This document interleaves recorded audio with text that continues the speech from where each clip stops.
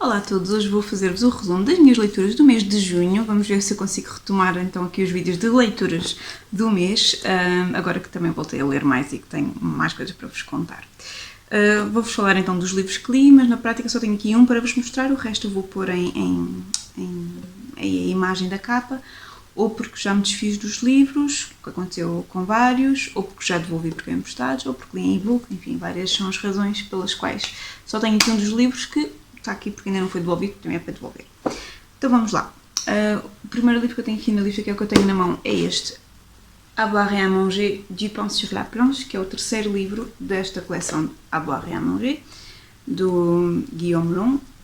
É um autor suíço que faz banda desenhada sobre as suas experiências culinárias e como provador de comida, porque ele cozinha bem e dá uma data de receitas, mas o livro não é só isso. O livro é sobre as experiências dele a provar coisas em restaurantes, fala de viagens que ele faz. Aliás, as páginas mais a preto e branco, estão a ver assim, são das viagens. Depois tem estas.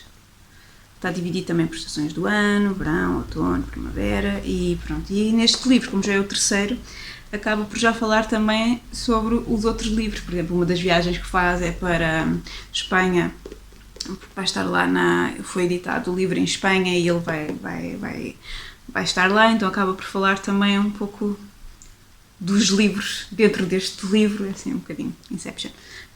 Mas pronto, é um livro bastante divertido. Dos três acho que foi o que eu gostei menos, apesar de tudo. Para já não houve assim nenhuma receita aqui que eu tivesse vontade de fazer, porque ele, pronto, é muito dado a comer foie gras e coisas. Não me identifico muito com o estilo dele, mas é super divertido. Ele é muito prático a dar conselhos de receitas.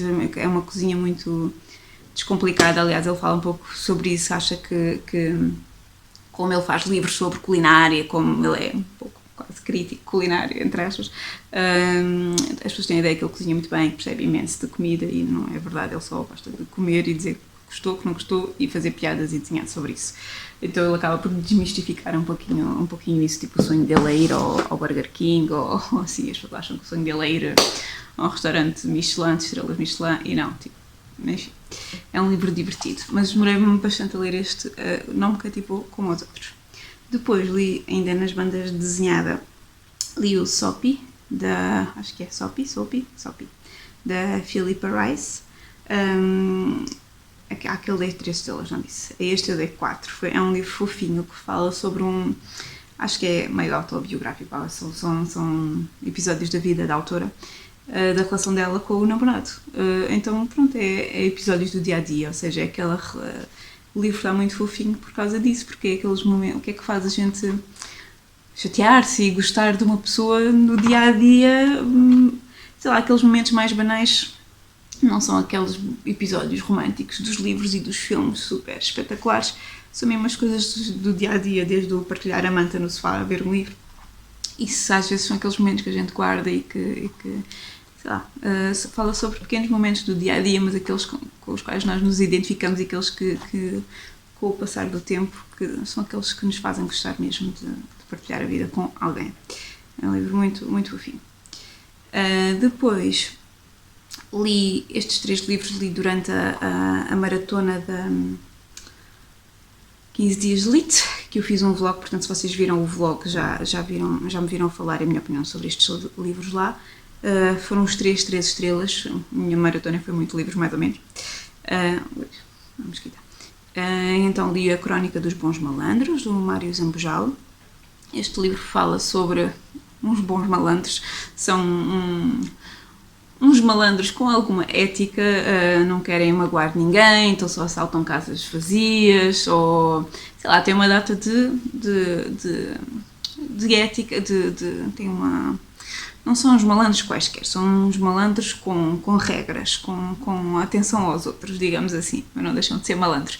E então estão a planear um assalto à Gulbenkian, e o início do livro fala então sobre o assalto, o planeamento do assalto, o final do livro fala sobre o assalto e como é que correu, e nos entretantos, é um livro pequenino, E nos entretantos fala sobre cada um dos membros da quadrilha e como é que se tornaram membros da quadrilha, como é que foram para o mundo do crime. E é um livro engraçado, pronto, não é assim, não achei assim, o melhor livro do ano, mas foi um momento bem passado, leu-se bem, enfim. Não sei se é daqueles livros que vai ficar comigo, se eu me vou lembrar muito dele daqui a uns tempos, mas gostei de o ter lido.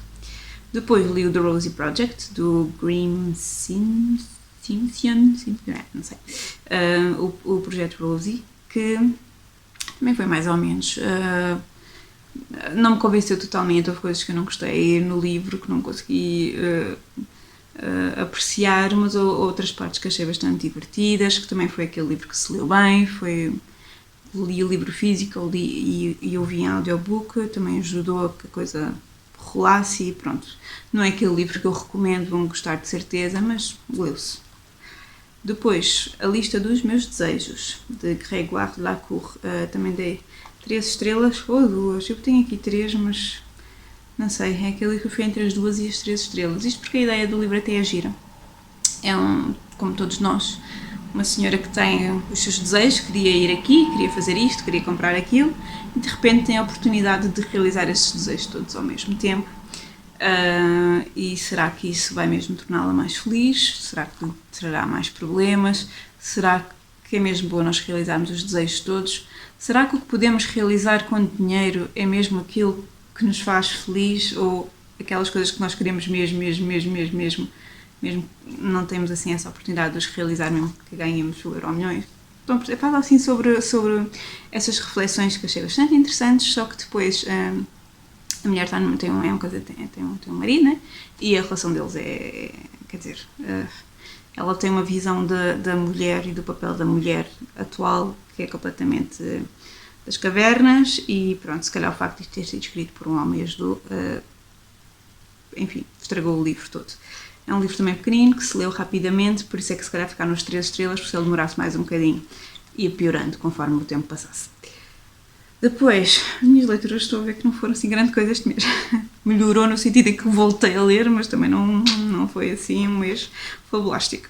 Li o Fragments of the Lost, da Megan Miranda. É um thriller, um mistério, não sei classificar, acho que é thriller, mas meio young adult, e isto não correu muito bem. Já não me lembro como é que eu ouvi falar deste livro, porque é que acho que queria mesmo uma coisa tipo thriller, leve, né, aqueles vira-páginas, e ainda por cima young adult, podia ser facilinho de ler, mas foi ao lado, porque o livro é uma bela tanga. Dei-lhe 2 estrelas, pronto, é uma... Deixem-me reformular, que eu acho que já estava a dar spoilers, não sei se o corte ficou muito estranho. Então, fala Fragments of the Lost, fala de uma rapariga que está no quarto do ex-namorado a arrumar as coisas porque ele morreu.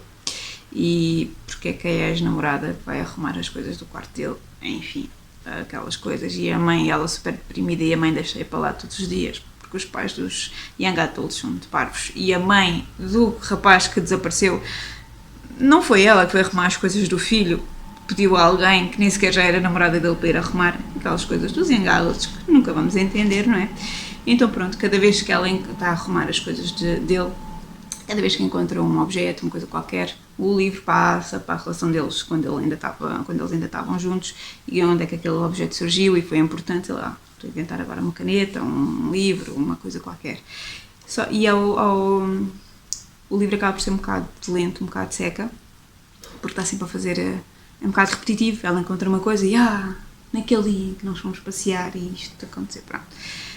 Mas ao encontrar estes objetos todos, ela acaba por começar a chegar a conclusões sobre o que é que lhe terá acontecido efetivamente e pronto, torna-se então num grande mistério, mas não fiquei muito surpreendida no final, achei o livro bastante aborrecido e não era aquilo que eu queria, então eu escolhi um livro thriller young adult para se ler assim muito facilmente, muito rápido, vira páginas, e o livro tornou-se uma grande seca, pronto, não correu bem, dei-lhe 2 estrelas.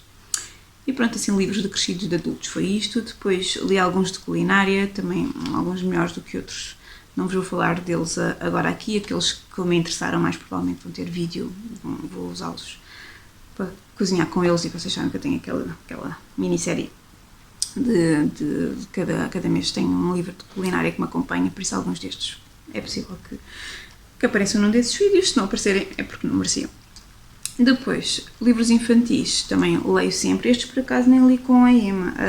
Com a Emma este mês lemos... Este mês, lemos sobretudo os livros que cá tínhamos em casa, que ainda não frequentamos as bibliotecas, não é? Mas temos aproveitado para pegar em livros que eu já tinha cá em casa e que ainda eram muito crescidos para ela aqui há uns tempos e que agora já faziam sentido, ou pegar em livros que já não víamos há muito tempo, ou pegar naqueles que ela gosta muito. Fartámos de ler e ver livros, mas não propriamente novos cá em casa. Depois li foi 3 livros no trabalho, que dei a todos 4 estrelas, alguns até se calhar poderia dar mais, agora que estou aqui a ver, não sei, eram entre 4 e 5, mas pus 4, isto ainda está a gravar, está. Então, foi eu agora não tenho aqui o autor deste, mas eu deparei a capa, que é o Não Tem Graça, e este livro eu achei muito giro para trabalhar um pouco a empatia. Então é a história de uma hiena, claro, né? Aquele animal engraçadinho que tem aquele riso ainda por cima característico, que passa a vida a pregar partidas, tipo pôr a casca de banana para alguém cair, para outro animal cair e tal, passa a vida a pregar partidas aos outros, e quando os outros caem, se magoam e tal, ri-se imenso. Até que depois, grande spoiler, vou-vos spoiler o livro, até que no final ela acaba por, sem querer, cair nas armadilhas que ela própria tinha criado, e então são os outros animais a rirem-se. À partida, isto foi por isso que eu não dei as 5 estrelas, que é um livro um bocadinho sobre vingança, bem feita, pronto, isso, não sei até que ponto é que isso é 100% correto, mas a verdade é que é um livro, para já, que dá para fazer imensos sons da hiena a rirem, não sei o que, os miúdos adoraram, mas é um livro que ajuda a perceber aquela questão de as coisas não têm graça se nós nos pusermos no lugar da outra pessoa e não acharmos graça nenhuma, não é?